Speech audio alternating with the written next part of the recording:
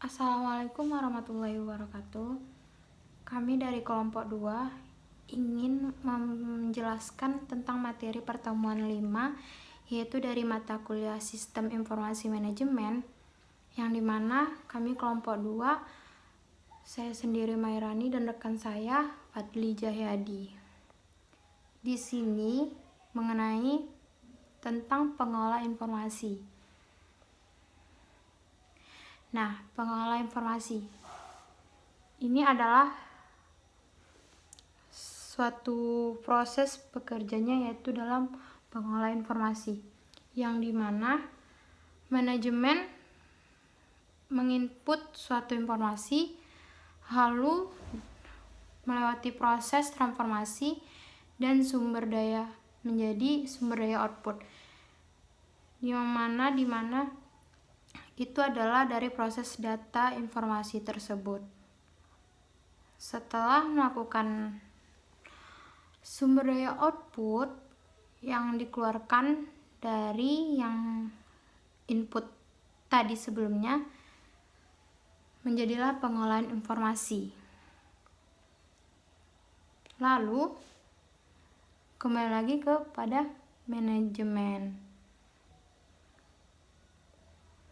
Information processing, para manajer memperoleh informasi dari suatu sistem atau prosedur yang menghasilkan informasi dari data yang terkumpul. Jadi para manajer atau manajemen sebelumnya memperoleh informasi dari suatu sistem atau prosedur yang dimana untuk menghasilkan informasi dan data yang sudah terkumpul. Manajer pula menentukan output yang harus disediakan pengolah informasi. Mereka mempertimbangkan 4. Yang pertama, relevansi. Yang kedua, akurasi atau akurat. Yang ketiga, ketepatan waktu. Dan keempat, kelengkapan dari sebuah informasi tersebut.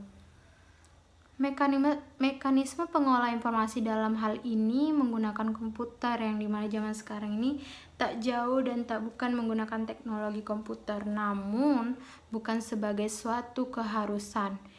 Ya bisa aja dengan buku yang manual atau hal yang sebelumnya dalam menggunakan komputer. Kemudian nih, standar. Standar itu adalah ukuran kerja yang dapat diterima, dinyatakan secara ideal dalam istilah-istilah yang spesifik. Manajer yang menggunakan standar untuk mengendalikan sistem fisik dengan membandingkan kinerja aktual. Jadi para manajer yang menggunakan standar ini, dia tuh untuk membandingkan sistem fisik dengan kinerja aktual.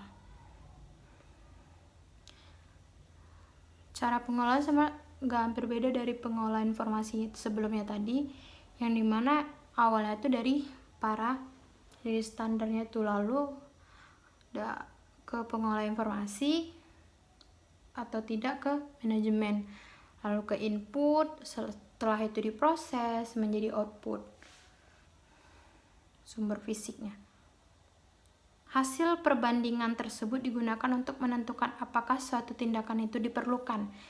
Jadi, para manajer ini membandingkan antara sistem fisik dengan kinerja aktual itu untuk menentukan suatu tindakan itu apakah diperlukan atau tidak. Contohnya, spesifikasi produksi menunjukkan kualitas mutu produk. Suatu perusahaan dia memprediksi atau mengecek kembali apakah produksi yang dihasilkan itu perlu atau cocok atau sesuai tidak di kalangan lingkungan.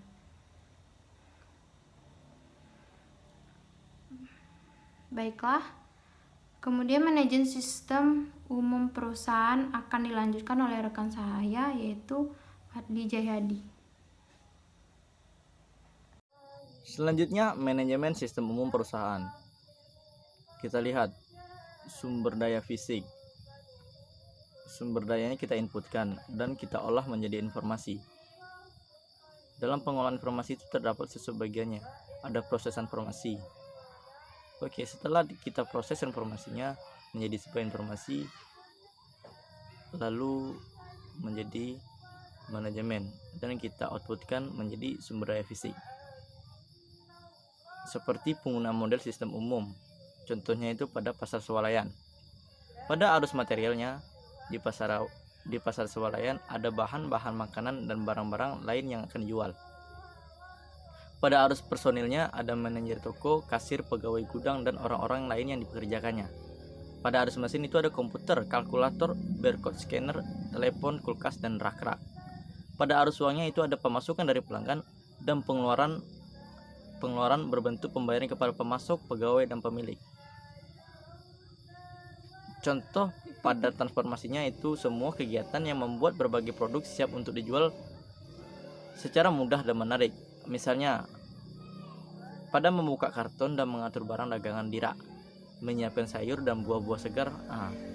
Pada elemen manajemennya itu terdiri dari manajer toko dan para asisten manajer. Lalu pengolahan informasi itu meliputi komputer, barcode scanner, dan menyediakan harga untuk berbagai barang. Pada contoh kedua itu kantor pengacara. Pada arus materialnya ada perlengkapan pencatatan, kertas-kertas, dan buku-buku. Pada arus personilnya ada pengacara, partner, dan office boy. Pada arus mesinnya itu ada komputer, telepon. Arus uangnya sama seperti pasar swalayan, ada pemasukan dari klien, pengeluaran untuk biaya kantor, biaya sidang, dan lain-lain. Contoh pada proses transformasinya yaitu proses mengubah bahan mentah menjadi produk jadi. Pada elemen manajemen terdiri dari pengacara, partner, pengolah informasi meliputi komputer, database, hukum. Lalu standar kinerjanya biasanya tidak ada standar formal dan rinci, tapi bisa saja menangani sekian kasus, memenangkan persidangan, menerima laba, dan database hukum. Selanjutnya, manajemen by exception. Kita lihat, standar dikomunikasikan dengan output informasi dari pengolah informasi, memungkinkan manajer untuk melaksanakan MBA, yang mana MBA itu adalah suatu gaya yang diikuti manajer. Contohnya, manajer terlibat dalam aktivitas hanya jika aktivitas tersebut menyimpang dari kinerja yang dapat diterima atau standar. Keuntungan dari MBA ini ada 3, yaitu manajer tidak membuang waktu untuk memantau aktivitas yang berlangsung normal. Lebih sedikit keputusan yang dibuat. Tiap keputusan dapat menerima perhatian lebih menyeluruh. Perhatian dipusatkan pada peluang-peluang maupun pada hal-hal yang tidak berjalan semestinya. Terdapat kendala-kendala dalam MBA. Salah satunya, beberapa jenis kinerja bisnis tertentu tidak mudah ditentukan secara kuantitas sehingga standar tidak dapat ditetapkan. Suatu sistem informasi yang memantau kinerja secara akurat sangat diperlukan. Kendala selanjutnya, perhatian harus tetap diarahkan pada standar untuk menjaga standar pada tingkatan yang tepat.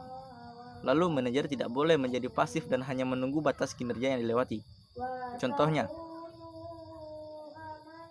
seorang manajer menentukan bahwa jumlah produksi susu bantar real good dalam sehari harus ada 50 bungkus sampai 75.000 bungkus. Lalu suatu waktu di mana saat kapasitas tenaga kerja lebih banyak bekerja atau lembur, maka jumlah produksi susu bantal real good meningkat drastis menjadi 94.000 bungkus per hari. Lalu manajer memikirkan dan mengambil keputusan yang harus dilakukan oleh kelebihan produksi, yang mana keputusan yang dapat diambil antara lain menyimpan sisa produksi susu bantal di gudang untuk persediaan stok, lalu menjual kepada agen atau eceran terdekat dengan harga yang terjangkau, lalu mempromosikan untuk penjualan sebagai hadiah atau sampel. Sekian, terima kasih.